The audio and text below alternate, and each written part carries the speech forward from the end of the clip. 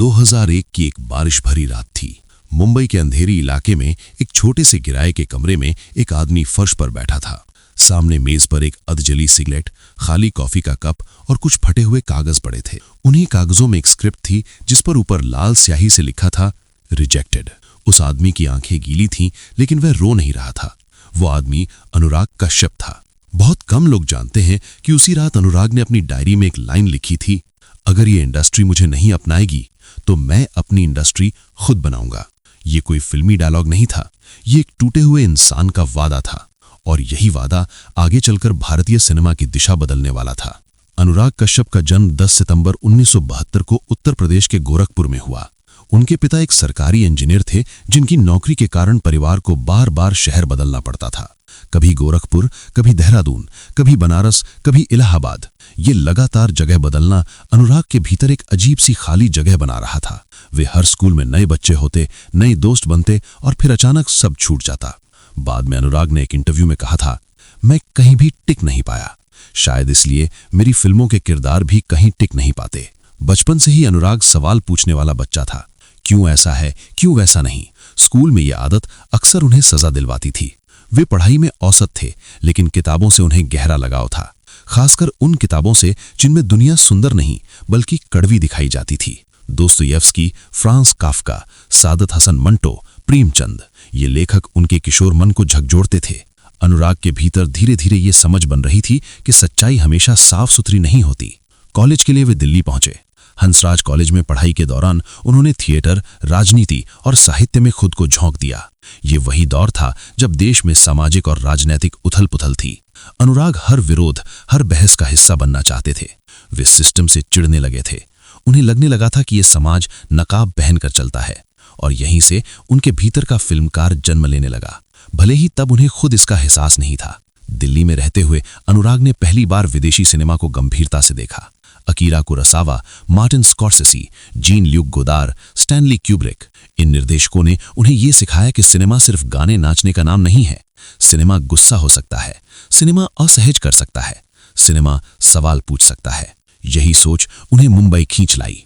मुंबई सपनों का शहर, लेकिन अनुराग के लिए यह शहर सपनों को कुचलने वाली मशीन साबित हुआ। उनके पास न पैसा था, न पहचान, न कोई गॉडफादर। वे छोटे छोटे कमरों में रहते, कभी कभी दोस्तों के फर्श पर सोते, स्क्रिप्ट लेकर प्रोड्यूसरों के दफ्तरों के चक्कर लगाते और लगभग हर बार निराश लौटते। कई बार उन्हें कहा गया, ये बहुत डार्क है, दर्शक ये नहीं देखेगा, कुछ गाने डालो।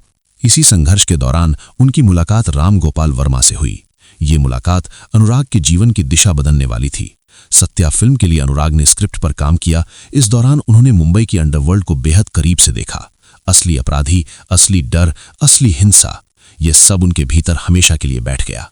सत्या की सफलता के बाद अनुराग को पहचान मिली, लेकिन वो सिर्फ लेखक बनकर संतुष्ट नहीं थे। वो अपनी कहानी खुद निर्देशित करना चाहते थे। उनकी पहली निर्देशित फिल्म थी 5। ये फिल्म 5 दोस्तों की कहानी थी जो धीरे धीरे हिंसा और अपराध की दलदल में फंसते जाते हैं। फिल्म पूरी तरह सच्चाई के करीब थी, इतनी करीब कि सेंसर बोर्ड घबरा गया। फिल्म को रिलीज नहीं होने दिया गया। सालों तक 5 अटकी रही। इस झटके ने अनुराग को अंदर से तोड़ दिया। वो डिप्रेशन में चले गए, शराब की लत लगी, पैसे खत्म हो गए। कई बार उन्होंने सोचा कि शायद फिल्में उनके लिए नहीं है, लेकिन अनुराग कश्यप हार मानने वालों में से नहीं थे। उन्होंने अगली फिल्म बनाई ब्लैक फ्राइडे। 1993 के मुंबई बम धमाकों पर आधारित ये फिल्म भारतीय सिनेमा के लिए एक धमाके से कम नहीं थी। बिना मेलोड्रामा, बिना हीरोइज्म, सिर्फ सच्चाई। लेकिन एक बार फिर सेंसर बोर्ड और अदालतों के चक्कर, फिल्म सालों तक रिलीज नहीं हो पाई। इस दौरान अनुराग ने लगभग सब कुछ खो दिया, सिवाय अपने जिद्दी विश्वास के। जब ब्लैक फ्राइडे आखिरकार रिलीज हुई तो उसने इतिहास रच दिया। ये साबित हो गया कि भारतीय दर्शक सच्चाई देखने के लिए तैयार हैं। इसके बाद अनुराग ने पीछे मुड़कर नहीं देखा। नो स्मोकिंग जैसी अजीब और प्रयोगात्मक फिल्म, दीवडी जैसी क्लासिक कहानी की नई कच्ची व्याख्या, गुलाल जैसी राजनैतिक फिल्म, हर फिल्म सिस्टम को चढ़ाती थी। हर फिल्म किसी न किसी को असहज करती थी। देवडी खास तौर पर अनुराग की सोच का प्रतीक थी। देवदास, जो हमेशा त्याग और दुख का प्रतीक रहा, अनुराग के हाथों एक शराबी, नशेड़ी, आत्मविध्वंसक युवक बन गया। ये फिल्म युवाओं से जुड़ गई क्योंकि इसमें झूठा आदर्शवाद नहीं था। फिर आया वो मोड़ जिसने अनुराग कश्यप को एक व्यक्ति से एक आंदोलन बना दिया, गैंग्स ऑफ वासेपुर। ये सिर्फ एक फिल्म नहीं थी, ये भारत की मिट्टी से निकली हुई गाथा थी। पीढ़ियों की दुश्मनी, राजनीति, अपराध, सत्ता और बदले की कहानी। फिल्म के किरदार गंदे थे, हिंसक थे, लेकिन बेहद सच्चे थे। इस फिल्म ने यह साबित कर दिया कि भारतीय सिनेमा सिर्फ मुंबई तक सीमित नहीं है। गैंग्स ऑफ वासेपुर के बाद अनुराग का नाम दुनिया भर के फिल्म फेस्टिवल्स में गूंजने लगा, लेकिन सफलता के साथ विवाद भी आए। अनुराग ने खुलकर राजनीति पर बोला, सेंसरशिप का विरोध किया, सत्ता से टकराए। कई बार उन्हें इंडस्ट्री से अलग थलग कर दिया गया, प्रोजेक्ट रद्द हुए, फंडिंग रुकी, लेकिन उन्होंने कभी अपने शब्द वापस नहीं लिए।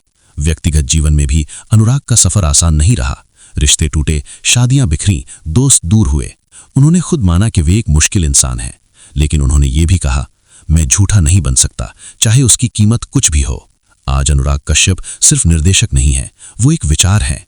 उन्होंने नए फिल्मकारों को मौका दिया, नए सिनेमा को मंच दिया। वे जानते हैं कि बदलाव अकेले नहीं आता, बदलाव के लिए पूरी पीढ़ी चाहिए। जिस आदमी ने एक रात फर्श पर बैठकर खुद से हार मानने का मन बनाया था, वही आदमी आज हजारों युवाओं के लिए प्रेरणा है। अनुराग कश्यप की कहानी सफलता की नहीं है, ये जिद की कहानी है। ये उस इंसान की कहानी है जिसने कहा, मैं जैसा हूं वैसा ही सिनेमा बनाऊंगा। और शायद यही कारण है कि अनुराग कश्यप को या तो बेहद प्यार किया जाता है या बेहद नफरत, लेकिन नजरअंदाज कोई नहीं कर सकता।